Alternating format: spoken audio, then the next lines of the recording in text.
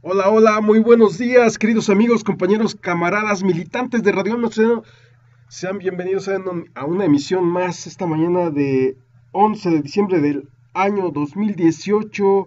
Es una transmisión especial de táctica y estrategia porque hay un debate en toda la nación y tiene que ver con esta ley que se aprobó en la Cámara de Diputados y que actualmente se encuentra suspendida, la ley de salarios mínimos.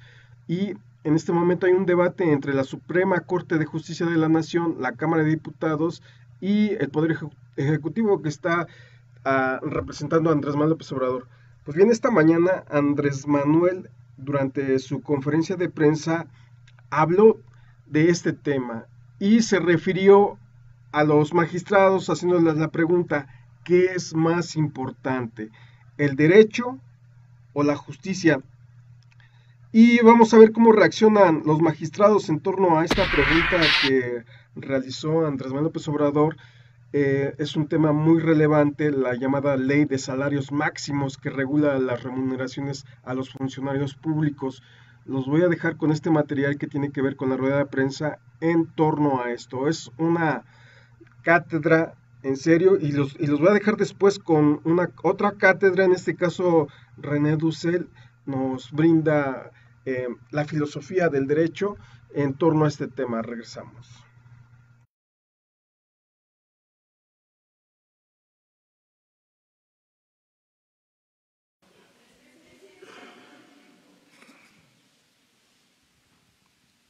Buenos días, señor presidente. Mariana León, del Financiero.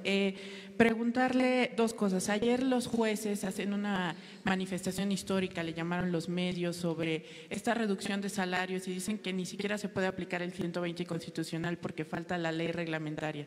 ¿Usted se acercaría con ellos, intentaría dialogar? ¿Cómo se podría resolver este problema del Ejecutivo? Y también estamos viendo ayer, el lunes, hubo una circular de la Secretaría de Hacienda de ciertas despidos, ciertos términos de contrato de la alta burocracia, de esta alta burocracia que se está buscando reducir en las dependencias. Hoy nos encontramos a gente de la Secretaría de Economía fuera del Palacio Nacional pidiendo que se revise porque se les está despidiendo. ¿Qué les diría a los trabajadores de gobierno? ¿Qué se podría hacer para que no haya estas reducciones de plaza y se quite a la gente de su trabajo? Gracias.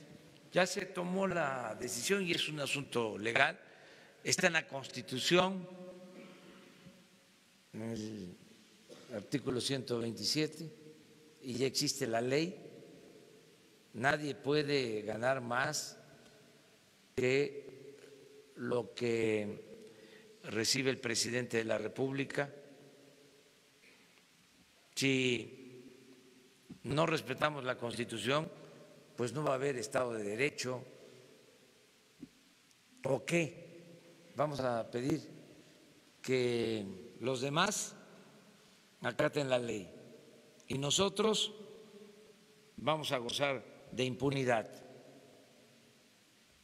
Eso no, ayer lo dije, es Estado de Derecho, no Estado de chueco. Y se tiene que respetar la Constitución. Se molestan, pero la verdad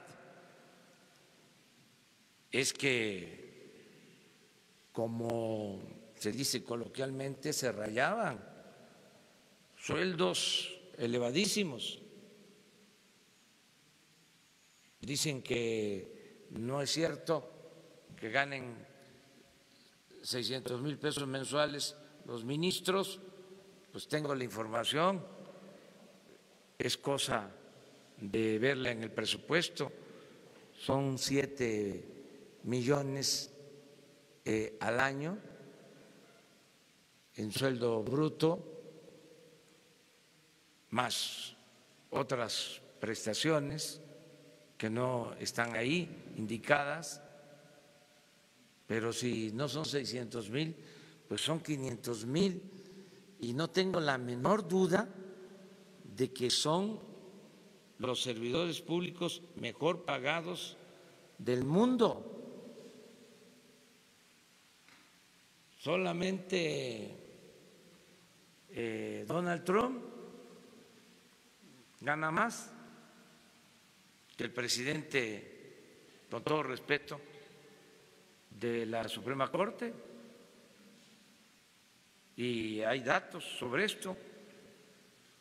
Entonces, nosotros vamos a respetar las decisiones que se toman en el Poder Judicial, pero no puede haber gobierno rico con pueblo pobre. Se me hace una injusticia que existan esos sueldos habiendo tanta pobreza en el país. Entonces no es de negociación, esto es un asunto de principios.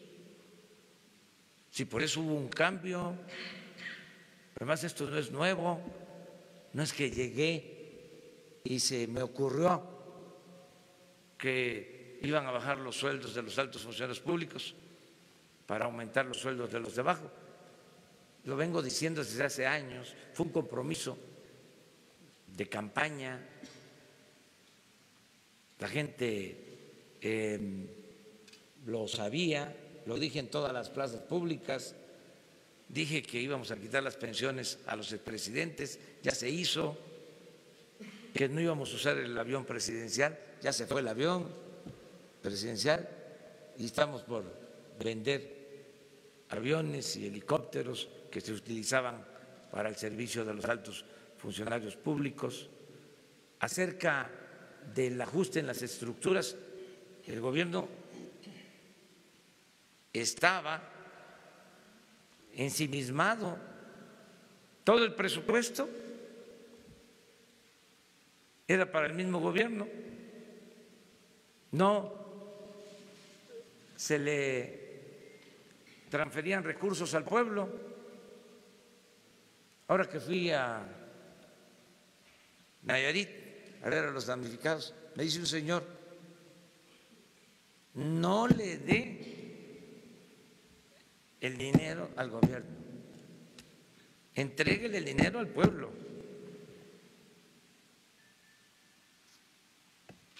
Y si lo analizamos, de los 5.500.000.000.000, lo que le llega a la gente es muy poco.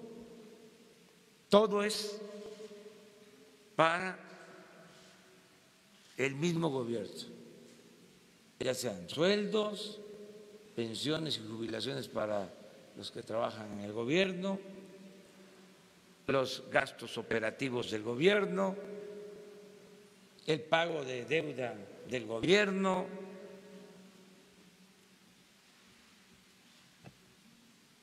Entonces, tenemos que liberar fondos para la gente, hay muchas necesidades. Ahora que estamos haciendo el censo, miles de jóvenes pidiendo apoyo de becas para poder estudiar, que no tienen. Entonces, ¿cuánto es una beca para un estudiante de nivel superior? 2.400 pesos. Para un sueldo de 500,000 es una desproporción. Entonces, eso es lo que está en discusión. Y fíjense que yo no me enojo y me parece que es muy bueno, es saludable que estas cosas se ventilen y que haya debate. Y yo respeto también a los que opinan distinto y se les va a garantizar siempre el derecho a disentir y nunca se va a violar un amparo,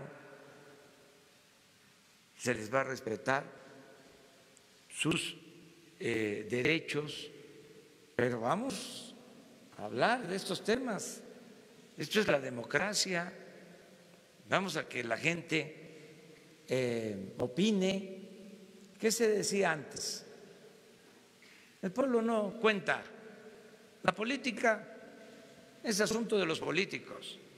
Acá nos ponemos de acuerdo arriba, hacemos nuestros enjuagues y la gente ni se entera. Y la verdad, lo cierto, es que no había información, porque no se garantizaba el derecho a la información. Muchas cosas se desconocían. Esto de los sueldos elevados no se sabía. No se sabía de que habían comprado un avión de lujo, que no lo tenía ni Obama, ahora ni Donald Trump, pero no lo sabía la gente, muchas cosas. Entonces, a mí sí me importa que esto se sepa, se conozca, que haya información, y esa es la democracia, y no pelearnos, no insultarnos, ser respetuosos, pero que haya polémica, que podamos confrontar ideas. Además, es extraordinario, imagínense que haya un diferendo con el Poder Judicial. ¿Cuándo ha habido diferencias entre el Poder Ejecutivo y el Poder Judicial? Nunca,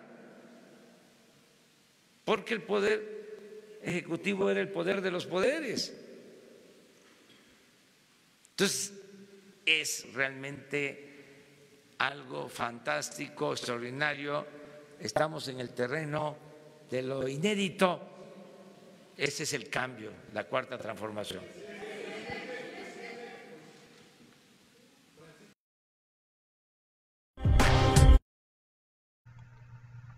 Bien, esta mañana el presidente de México abrió el debate y le tomamos la palabra.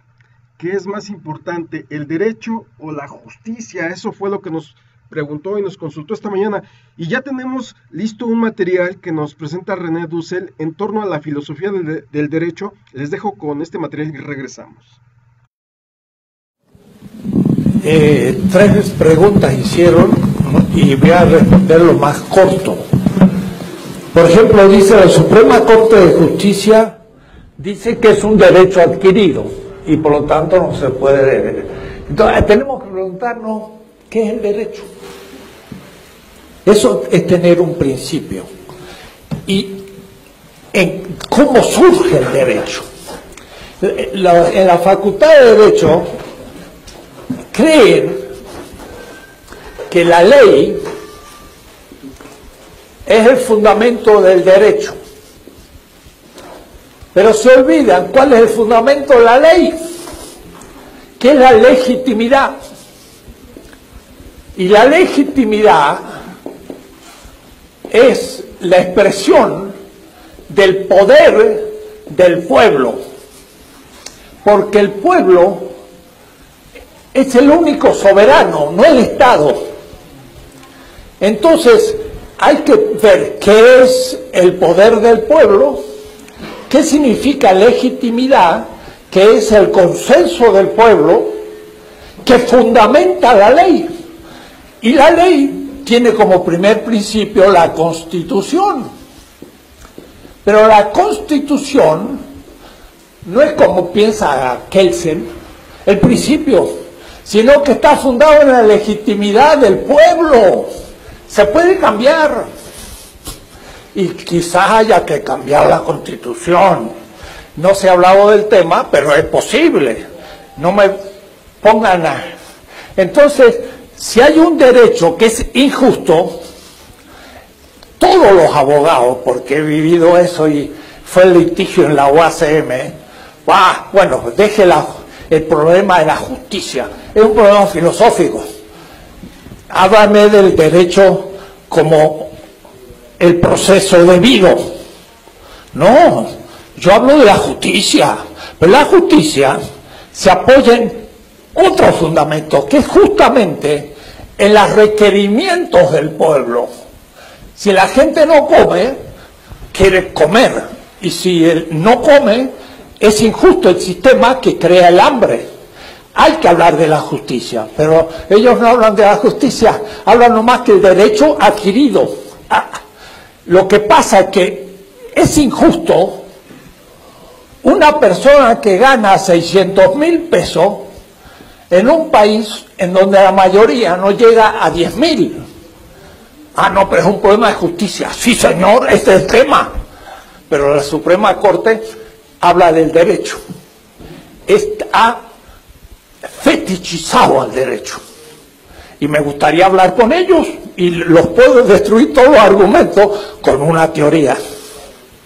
¿Se da cuenta? Entonces, una filosofía política crea una nueva actitud, una cosa distinta. De tal manera que ya contesté casi a las 3, porque me dice, es un derecho adquirido injusto, vamos a replantearlo.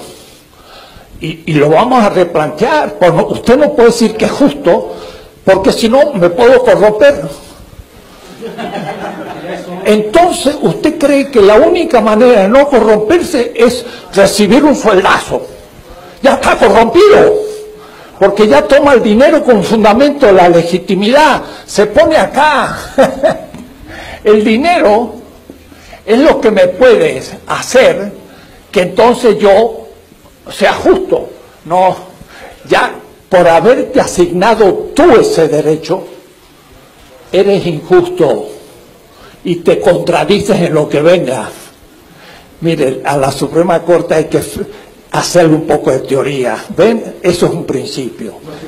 Y entonces, el tercero era, hay que formar una escuela donde un diputado puede enfrentar a un miembro de la Suprema Corte y decirle, mire, usted tiene razón, lo debido es según la ley, pero la ley puede ser injusta. Mire, estaba la ley en Haití donde decía que todos los afros, que le llamamos negros, eran esclavos, y al mismo tiempo la Revolución Francesa decía los derechos del ser humano, derechos del hombre.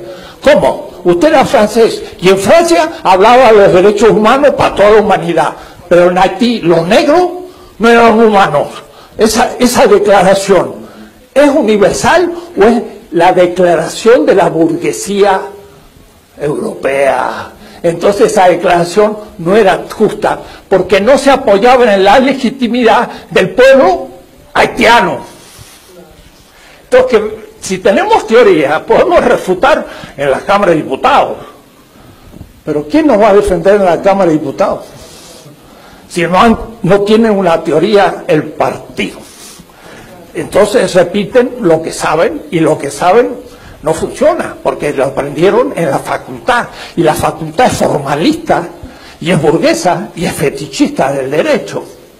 Hoy la filosofía política justamente muestra que el derecho vigente puede ser injusto. Entonces lo que pasa es que de pronto un pueblo que hace una ruptura histórica, yo le llamo, tiene un hiperpoder, nuevo poder, es lo que tiene hoy el pueblo mexicano. Una ruptura histórica, va a pensar las cosas de nuevo. Y ahora va a llegar a un consenso y va a lograr una legitimidad nueva. Y va a tener que cambiar la ley, porque eran injustas. Y entonces, no es que yo sea ilegal. No podía no ser ilegal para crear una ley nueva que responda a la justicia. Ganar un salario mínimo es injusto. Entonces, que me cacaré mucho el hablar de que vamos a pagar un salario debido. Bueno, veamos cuál es la canasta para poder vivir, y lo que llama salario mínimo es una burla. Y entonces hay que subirlo. Ah, no podemos. Bueno, por de pronto pensemos que es una burla, pero usted se fijó un precio, 600,000 pesos. Usted es cómplice de la injusticia. Lo siento.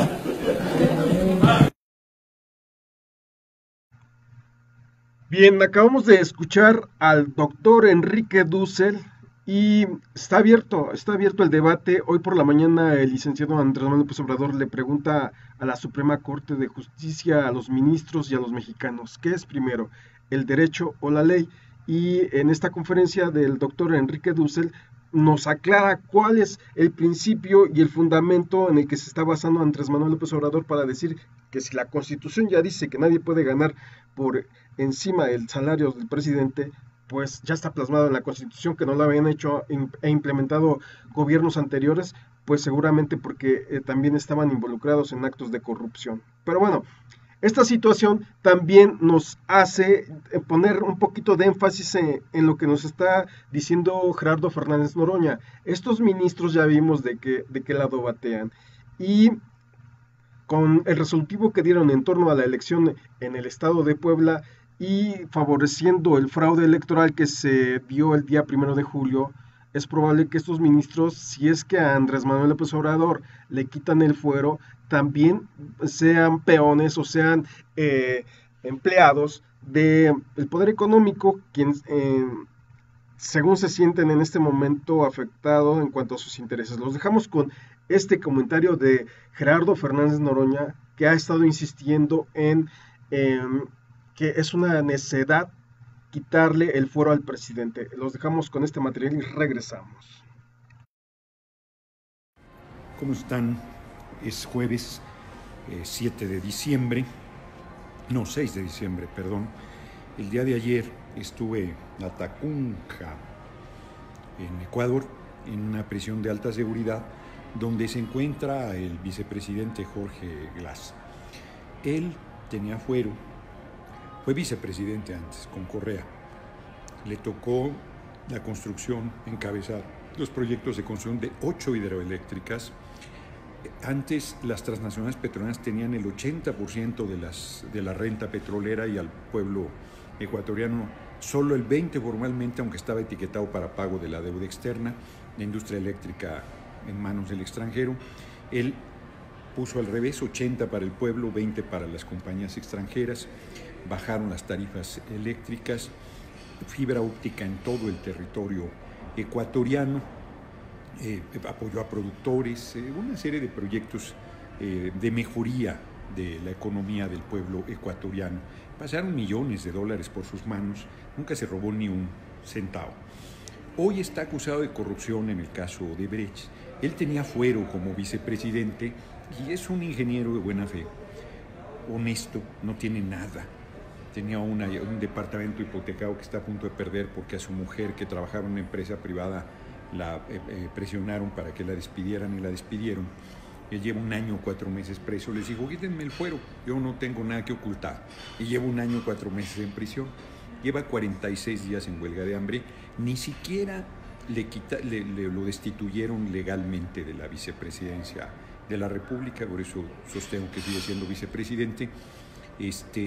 Y en los medios está juzgado y sentenciado por corrupto, con una campaña feroz en su contra, como la hay también contra Correa, acusado de secuestro, que es ridículo, el expresidente Correa. Bueno, tenía fuero, y como él renunció, lo han hecho pedazos.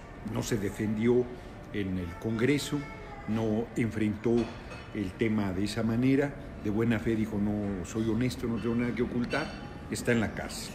Fíjense lo que les digo, está en la cárcel, no por corrupción, el juicio se le ha seguido por asociación ilícita, que es claramente un delito político de persecución contra opositores. Hay centenares, si no es que miles, de expedientes abiertos contra integrantes del gabinete de Correa, buscándoles con lupa, con una falsa batalla contra la corrupción, cuando en realidad lo que están haciendo es quitarse de encima a quienes les estorban para volver a privatizar el petróleo, la energía eléctrica y todo lo que se rescató durante 10 años del gobierno del presidente Correa en favor del pueblo ecuatoriano. Esto es muy importante tenerlo en mente. Está juzgado y sentenciado en la opinión pública por corrupción, pero jurídicamente es por asociación ilícita. Fíjense qué perversos. Y él tenía fuero y Cheruguito. Acaban de destituir a una diputada porque estaba defendiendo al expresidente Correa, y a pesar de que tenía fuero. y el compañero presidente López Obrador vuelve a enviar una iniciativa ahora al Senado para quitarse el fuero, cualquier juez oscuro lo va a destituir, por favor, todos preocupados por su seguridad en los medios. Pero manda lo de la iniciativa de retirar el fuero y le aplauden de pie. Y no les importa la vulnerabilidad en que se pone un presidente de la República. No solo el compañero presidente López Obrador, sino cualquiera que sea presidente de la República, que como en el caso de Jorge Glass, en complicidad con el poder económico o político, los dos, puede inventar una denuncia de corrupción, destituirlo y mandarlo a la cárcel. En primera instancia, decía la iniciativa de Pablo Gómez, la que envió Andrés Manuel es nada, ninguna protección. ¿Cómo se atreve a plantear una cosa así de irresponsable? El fuero no es un privilegio, es una protección. ¿Cómo pone al líder del proyecto de la República en una vulnerabilidad de tal tamaño? Si su seguridad es importante, la certidumbre política de que no le pueden inventar delitos es más importante. Va a estar litigando la oficina jurídica de presidencia todas las patrañas que le inventen. El lunes pasado me inventaron en las redes que me había robado yo un celular. ¿Se imaginan si no hubiera tenido fuero? Falsa la noticia. Si no hubiese tenido fuero, acusado de robar un celular, me meten a la cárcel. Con un juez que en primera instancia diga que sí soy culpable, me quitan el cargo, porque eso decía la ley que aprobaron originalmente y que luego se echaron para atrás. Cualquier gobernador podría meter a la cárcel a un diputado o un senador que le estorbe, porque tiene al fiscal y tiene al poder judicial local a su favor.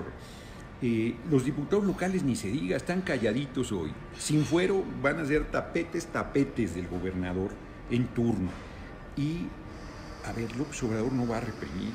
Y si se le brincara las cuerdas y empezara a perseguir a opositores, los vas a dejar descubiertos, pero sobre todo vas a dejar descubierto al presidente de la República, sea quien sea,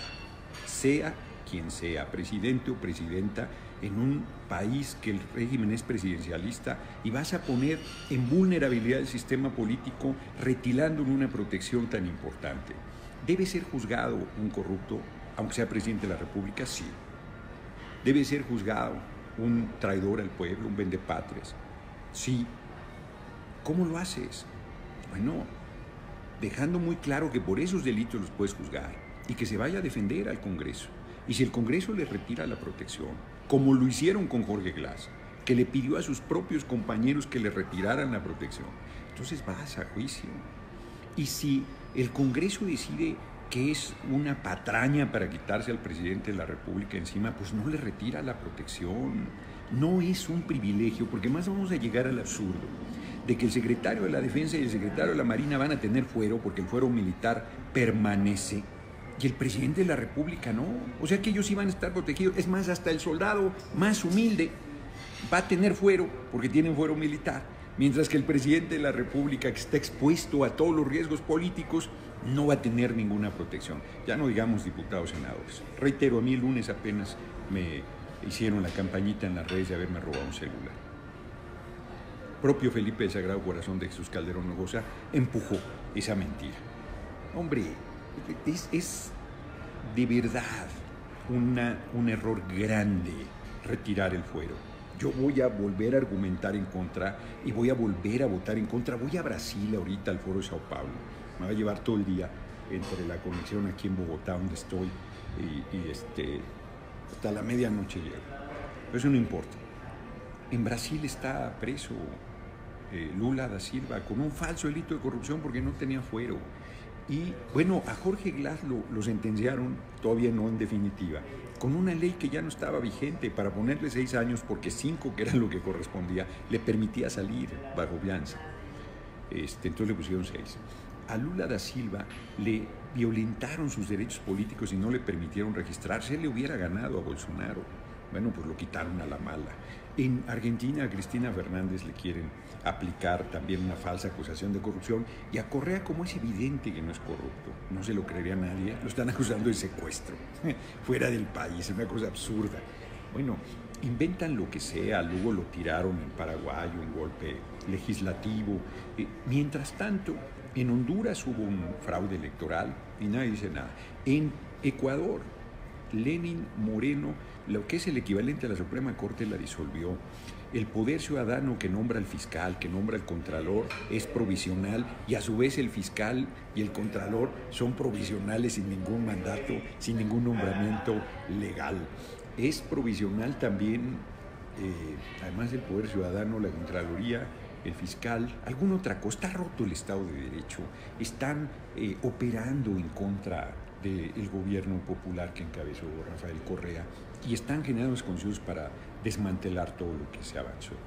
El pueblo está aturdido por los medios, las redes no son tan fuertes todavía en Ecuador como han logrado en México, y me parece una barbaridad que con todas esas experiencias, y que el propio compañero presidente fue desaforado y estuvo a punto de ser sacado de la carrera presidencial en 2006, gracias al apoyo del pueblo y al fuero, no lo sacaron de la carrera presidencial, y él porfíe, insista en retirar el fuero, porque es una demanda popular, pues porque nos han ganado el debate en los medios, porque lograron meter en la cabeza de la gente que era el fuero lo que daba impunidad, lo cual es falso, porque ya lo he reiterado que prácticamente ningún alcalde del país tiene fuero, y ahí están libres e impunes. El gobernador de Baja California no tiene fuero y no lo mete en la cárcel porque es un ampón.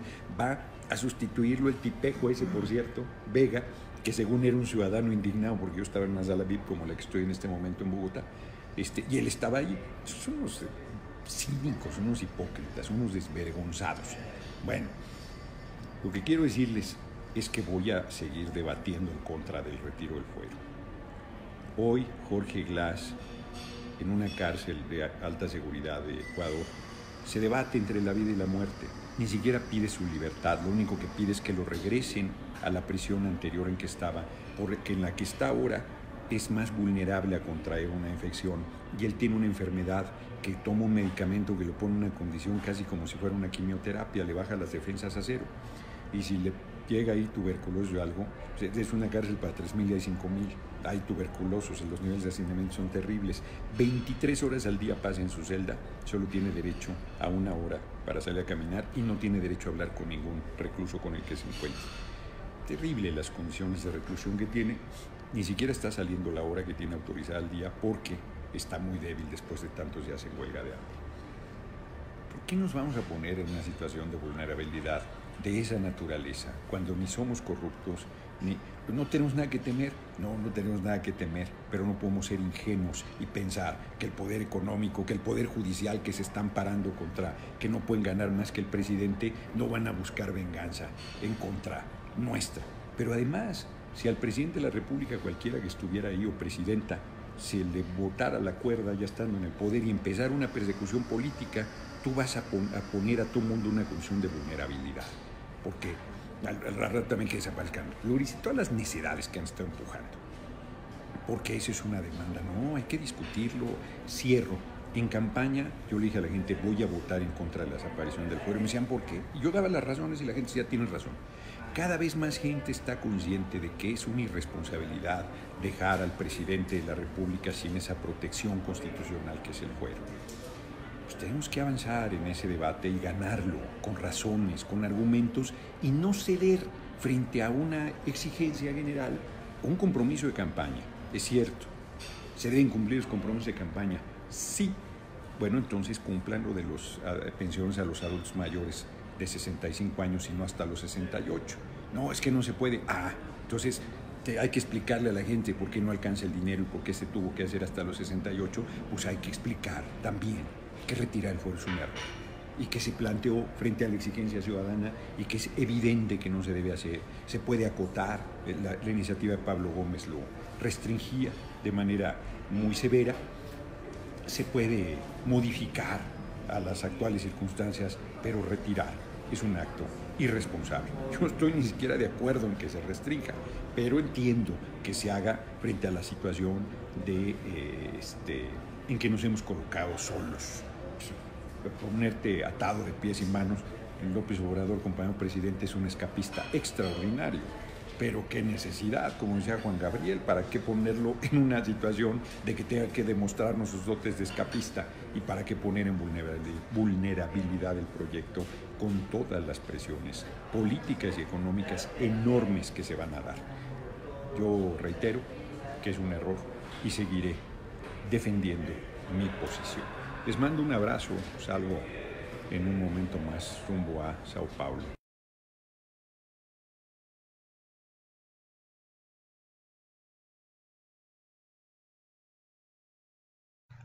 Bien, regresamos rápidamente. Pues poco a poco empieza a cobrar sentido este tema que está planteando Gerardo Fernández Noroña en torno a no quitar el fuero, sobre todo al presidente Andrés Manuel López Obrador, ya que todavía quedan poderes fácticos dentro de las instituciones, y él plantea, ¿qué pasaría si Andrés Manuel se queda sin fuero y lo acusan? No sé, como fue el caso de él, que lo acusaron de haberse robado un celular, pero lo acusaron en las redes sociales. No ocurrió, no se robó un celular, pero mediáticamente a él ensuciaron pues su reputación. A Gerardo Fernández Noroña, a Andrés Manuel López Obrador le podrían aplicar lo mismo, levantarle un falso, como ocurrió en el desafuero cuando intentó construir algo justo, un camino para un hospital, y fue desaforado porque utilizaron a la Suprema Corte de Justicia, diciendo que Andrés Manuel López Obrador estaba desconociendo a las instituciones. Bien, eh, estos poderes fácticos aún conservan voceros, y algunos de estos voceros están ahí en las conferencias matutinas de Andrés Manuel López Obrador. Los vamos a dejar con otro fragmento de esta rueda de prensa matutina y regresamos.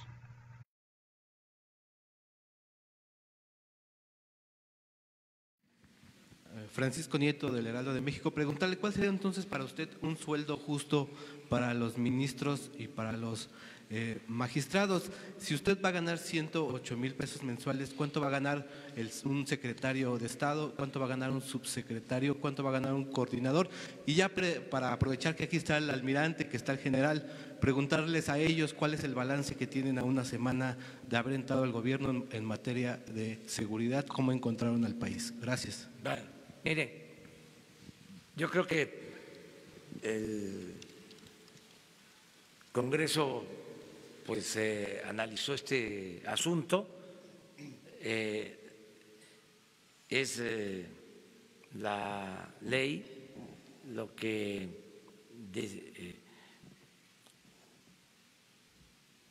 decide, en este caso, que nadie gane más que el presidente. Me informaron que en términos netos son 108,000 pesos al mes, y los secretarios no van a tener una diferencia sustancial. O sea, puede ser que yo gane 800,000 pesos más que un secretario, y un subsecretario pues 2,000, 3,000 pesos menos que el presidente. Lo que estamos haciendo es cortando el copete.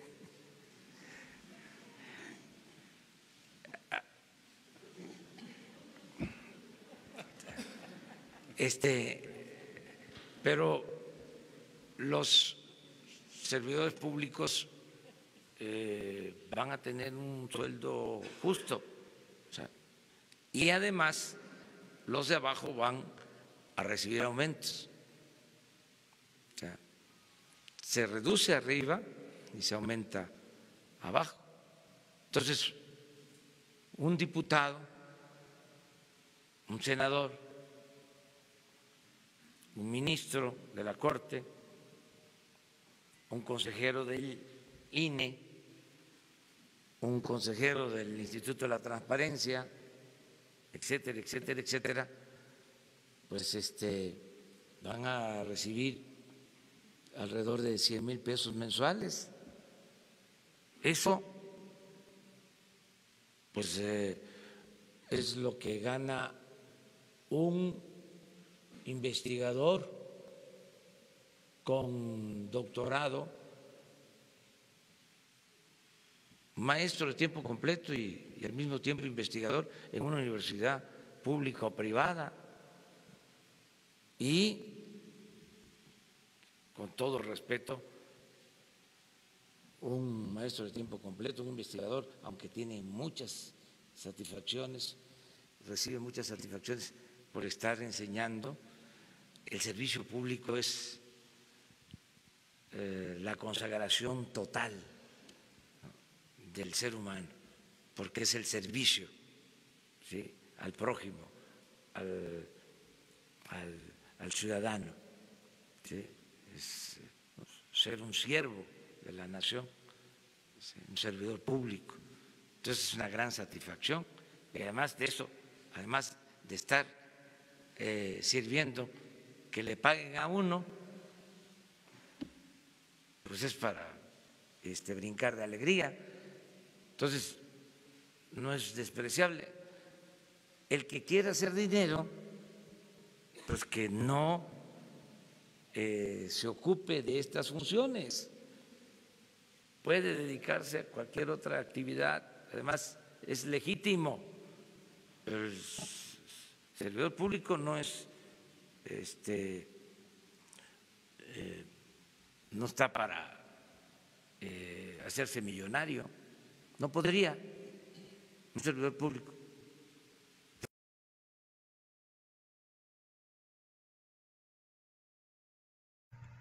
Bien, con esto nos despedimos. Esta mañana Andrés Manuel López Obrador abrió el debate: ¿qué es primero, el derecho o la justicia? Y les acabamos de pasar una conferencia del doctor Enrique Dussel, quien da los principios filosóficos del derecho y la justicia. Los invito para que compartan este material y poco a poco nosotros nos vayamos documentando, informando y preparando para esos temas que pues también los tenemos que empezar a manejar nosotros como ciudadanos.